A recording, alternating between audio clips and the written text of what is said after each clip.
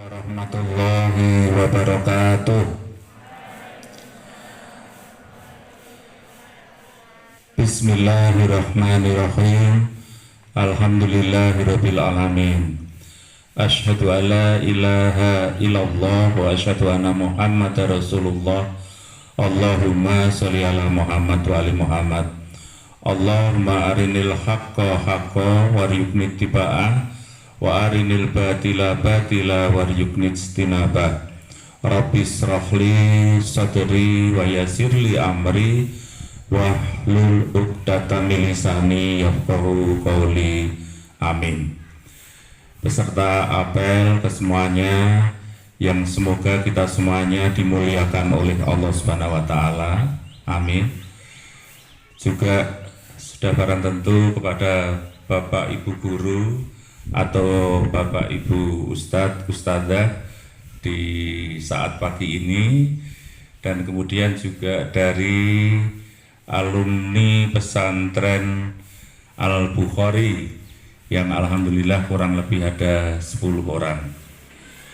Pada kesempatan pagi ini kami akan menyampaikan beberapa hal yang saya anggap penting untuk kebersamaan kita.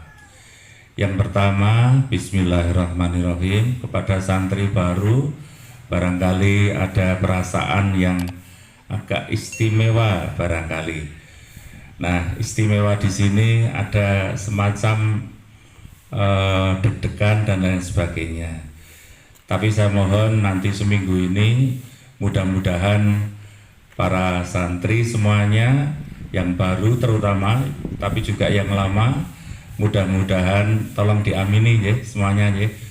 Kita semuanya yang berada di pesantren Al-Hikmah ini, termasuk santri baru, santri lama, dan para ustadz, para guru, dan juga Pak Harun sendiri, mudah-mudahan ditentramkan jiwanya untuk bersama-sama berada di pondok pesantren Al-Hikmah, mudah-mudahan. Amin. Kemudian yang kedua, saya kira kita semuanya sudah tahu bahwa ada peribahasa berakit-rakit ke hulu, terusnya gimana? Berenang-renang ke tepian, bersakit-sakit dahulu, bersenang-senang kemudian. Ya. Jadi dalam hidup ini satu hal yang sangat penting sekali, bahwa seandainya kita ingin menuju kepada kesenangan gitu ya, dalam arti yang diridhoi oleh Allah, itu insya Allah ya rumus dasarnya hukum besi, barangkali istilahnya hukum besi, itu ya harus berakit-rakit ke hulu dulu gitu ya. Bersakit-sakit dahulu, kemudian bersenang-senang kemudian. Tetapi toh insya Allah pengertian bersakit-sakit ya tidak akan sakit dalam arti yang parah gitu enggak gitu ya. Mudah-mudahan kita semuanya, mari kita amini lagi, dihindarkan dari penyakit COVID, mudah-mudahan. Dihindarkan dari penyakit yang kita jadi jauh dari Allah, mudah-mudahan. Jadi memang ada sakit yang membuat kita lebih dekat sama Allah. Nah, itu menurut saya bagus gitu ya. Tapi yang kita sedih ketika kita mendapatkan ujian sakit dan kita semakin jauh dari Allah. Wah, ini yang saya kira naudzubillah min dzalik jangan sampai terjadi, gitu ya. Jangan sampai terjadi. Kemudian berikutnya lagi yang ingin kami sampaikan kepada para santri dan juga para ustadz, mari kita saling mencintai, saling menyayangi. Kemudian kita seperti yang saya tulis di banner gitu ya, kan kutiup kau kuncup, dengan nafas cintaku, dengan nafas cinta kita, sehingga semoga para santri segera mekar bunga kusuma bangsa, mudah-mudahan begitu ya. Nah, jadi insya Allah yang kami kerjakan itu semuanya adalah dengan nafas cinta yang diridhoi oleh Allah. Nah, untuk itu terimalah para santri apa yang dilakukan oleh kami para ustadz, ustadzah, para guru semuanya, dalam rangka untuk ke depan semoga para santri selamat di dunia, selamat di akhirat mudah-mudahan. Amin. Yang berikutnya lagi yang ingin kami sampaikan kaitannya dengan berakit-rakit ke hulu, berenang-renang ke tepian tadi. Di Quran ya inna ma'al usri yusran gitu ya. Setelah kesulitan ada kemudahan. Pasti itu. Bahkan di situ diterangkan setiap satu kesulitan ada banyak kemudahan. Nah, tolong jangan terjebak pada wah kok jangan ngerkoso tenan gitu ya. Kemudian bahkan tidak ada ikhtiar, mutung dan lain sebagainya. Saya kira ini satu hal yang sangat salah. Ya. Pada ayat tadi setelah kesulitan ada kemudahan, setiap satu kesulitan ada banyak kemudahan. Kira-kira terjemahnya seperti itu. Untuk itu jangan terjebak pada kesulitan itu dan melupakan hadiah-hadiah dari Allah yang akan diberikan. Hal lain lagi yang ingin kami sampaikan kepada yang hadir pada kesempatan kali ini, bahwa kita mendapat amanah, masya Allah, bukan seorang anak, satu anak saja gitu ya. Barangkali katakanlah Pak Harun gitu ya. Putranya Pak Harun saya serahkan ke pesantren lain, sudah barang tentu dengan berjuta-juta harapan gitu ya, agar anaknya Pak Harun lebih baik, solih, solikah dan sebagainya. Nah, ini santri baru dan santri lama, masya Allah, yang jumlahnya kira-kira berapa nih? 457 kurang lebih. Untuk itu kepada Bapak Ibu guru, monggo ini disikapi dengan sangat serius, sangat tulus. Kita diserai anak oleh Bapak Ibu yang ada di rumah. Dan saya kira kita sama-sama memahami berapa besar harga anak-anak yang itu tidak bisa diukur dengan rupiah, tidak bisa. Tapi itu pasti yang terhebat yang dimiliki oleh masing-masing Bapak Ibu guru. Nah, bukan Bapak Ibu guru, Bapak Ibu wali di rumah. Nah, anak-anak yang 457-an ini dipercayakan kepada kita, diamanahkan kepada kita untuk dididik agar menjadi hamba Allah yang solih dan solihah. Ini sebuah penghargaan yang sangat sulit kami ungkapkan dengan kata-kata. Tapi mudah-mudahan Bapak Ibu guru, Bapak Ibu ustadz bisa memahami apa yang saya maksud. Betapa Bapak Ibu di rumah para santri itu sangat berharap, sangat mempercayakan kepada kita. Nah, untuk itu saya kira satu hal yang memang seharusnya Bapak Ibu guru yang dipercayai ini, ustadz-ustadz tadi yang dipercaya ini, itu melakukan perbaikan atas kepribadian, kemudian juga kebiasaan beribadah dan sebagainya, monggo untuk ditingkatkan. Karena sekali lagi kita mendapat amanah anak sama rumah sangat beda jauh. Meskipun rumah itu harganya 1 miliar, tapi anak tidak bisa diberi angka rupiah, tidak bisa. Pokoknya sesuatu yang sangat diharapkan sekali oleh bapak ibunya agar kelak bisa mendoakan bapak ibunya dengan sebaik-baiknya, bisa menambah amal soleh kepada bapak ibunya yang barangkali bapak ibunya dalam keterbatasan. Tetapi karena ada anak yang dikirim ke pondok pesantren Al-Hikmah, sudah barang tentu, ya Allah, seandainya aku mati, kata wali santri, aku mohon ya Allah, anakku soleh solihah, sehingga bisa mengirim doa, Allahumma firli wali walidaya warhamhuma kama robayani sohiro, ya, dan lain-lain doa yang pakai bahasa kita juga boleh.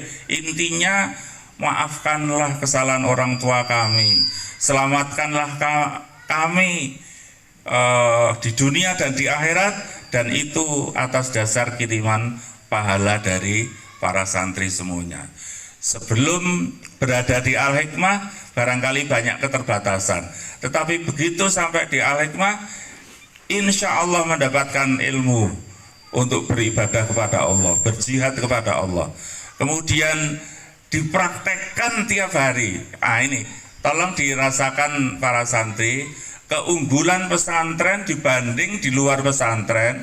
Itu kalau di luar pesantren ajaran-ajaran agama yang indah itu tidak bisa dipraktekkan semuanya, tidak bisa dipraktekkan semuanya. Tetapi kalau di pesantren insya Allah, karena kita 24 jam dan bertahun-tahun, artinya 3 tahun, 6 tahun, ada yang 7 tahun, maka kita praktekkan ibadah. Katakanlah misalnya di sekolahan di luar pesantren, mereka akan menyatakan bahwa sholat jamaah itu baik. Tapi saya kira untuk maghrib mereka tidak bisa sholat jamaah, karena memang sudah pulang tadi ketika ngasar. Asar mungkin masih bisa sholat jamaah, tapi maghrib tidak bisa sholat jamaah, isya tidak bisa praktek sholat jamaah, subuh apalagi. Tetapi di pesantren manapun, termasuk pesantren Al-Hikmah, kita sama-sama merasakan semua sholat jamaah kita praktekkan. 3 tahun, 6 tahun, ada yang 7 tahun dan seterusnya. Nah, untuk itu syukurilah para santri, Anda berada di tempat yang tidak salah, on the track, untuk mudah-mudahan di ujung perjalanan hidup kita semuanya diizinkan oleh Allah untuk masuk surganya Allah mudah-mudahan. Dan itu dikarenakan antara lain lewat pondok pesantren Al-Hikmah.